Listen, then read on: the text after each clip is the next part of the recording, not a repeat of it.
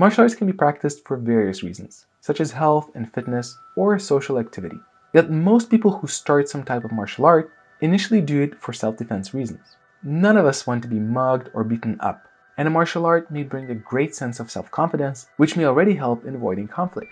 In reality though, not all martial arts are created equal, and it is important to choose the right martial art for the right reasons. If you will search online for which martial art is the best for self-defense, many conflicting answers may appear, yet most of the dominating answers will most likely lead you to the direction of Brazilian Jiu-Jitsu, aka BJJ, or mixed martial arts, MMA, alongside a couple of other options. Generally speaking, there is a good reason why many people promote BJJ and MMA as the best martial art for self-defense. Yet within it, there's also a huge misconception, which if believed in, may have life-threatening effects. Hi, my name is Rokas, and I welcome you to another Martial Arts Explored episode. And in this episode, we'll take a look at why MMA and BJJ is not self-defense. To best explain what I mean with this argument, first of all, we have to take a deeper look at the fact which is commonly misunderstood, and that is that martial arts, fighting, and self-defense are three different fields. Yes, they are related and interconnected, but their essential purpose and the means of serving that purpose are immensely different. Years ago, my eyes were opened up to this fact by a self-defense and practical karate instructor, Ian Abernethy, who uses a Venn diagram, which he calls a martial map, in order to explain this very common misunderstanding. If you haven't listened to his podcast on the subject, I highly recommend it, as he explains it in great detail and clarity. You will find the link to the podcast in the description below. Yet to break down the essentials in this video and to present the problem, as you see in the Venn diagram designed by Ian, and as mentioned before, the three subjects interrelate, yet are also occupying their own fields. In order to understand what this diagram stands for, I will give you a couple of examples. First off, learning certain movements in martial arts may make you a more capable fighter, as some of the learned skills may be applied if someone will attack you, yet a lot of other aspects of martial arts have nothing to do with actual fighting, such as traditional Japanese clothing, ancient movements, Asian names, traditions, and other similar parts, which often consist a large part of various martial arts. As another example, martial arts tend to increase the awareness of a practitioner, which may help one avoid a dangerous situation. Or that same awareness may be used to be more capable in a fighting situation. Yet in cases where the three fields do not interrelate is where the main confusion arises. Unlike a common misconception, the primary purpose and utility of martial arts is not to teach fighting, or even more so, self-defense. As mentioned before, a large part of martial arts, such as traditional clothing, bowing, learning ancient forms of movements, and so on, is an important part of martial arts. Yet if the primary goal of martial arts would be to teach fighting or self-defense, it would be taught very differently. This aspect does not make these martial arts bad, it just makes them good for other reasons, such as previously mentioned fitness, education, and social activity.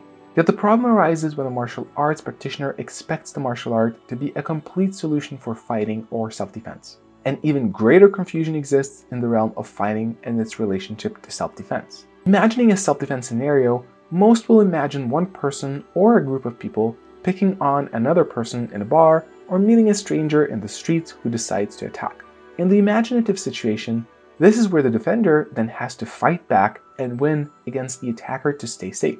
Actual self-defense, though, is very different than the imagined scenario and is so much more than that.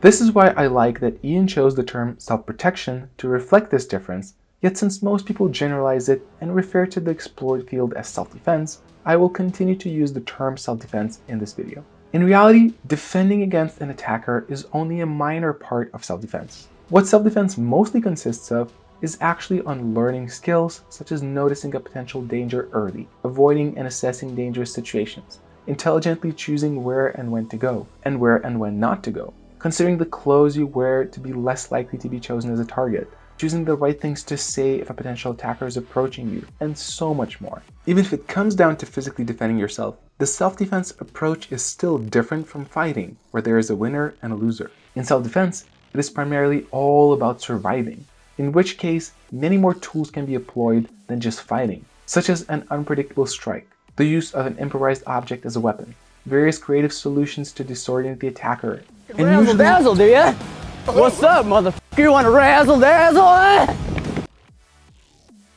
And usually, all of this is done to create an opening to run away, which ideally is practiced as well as an exercise, while also learning and considering when are the best opportunities to do so.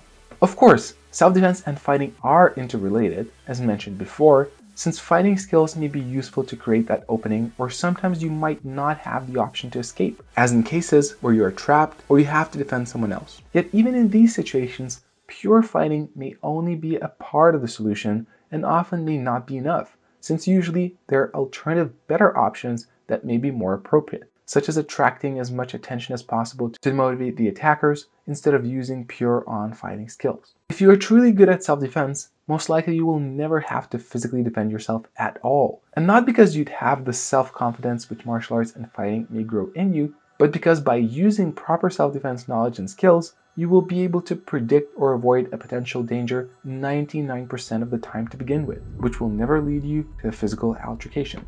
And this is where we come back to BJJ and MMA.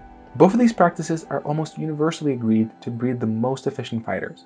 And yes, most Brazilian Jiu-Jitsu schools do not include self-defense against strikes, or gets criticized for focusing heavily on its competition aspect. Nevertheless, it would be difficult to deny that if a regular person would get into a one-on-one fight against a BJJ practitioner, the odds for the untrained attacker to win would be very low. Yet this is where the problem arises. Since BJJ and MMA breeds efficient fighters, and since most people confuse fighting and self-defense, many practitioners of these two practices believe that by being capable at them, they are capable in the whole subject of self-defense. And that misconception could lead to overconfidence or the negligence to learn actual self-defense skills that go far beyond fighting.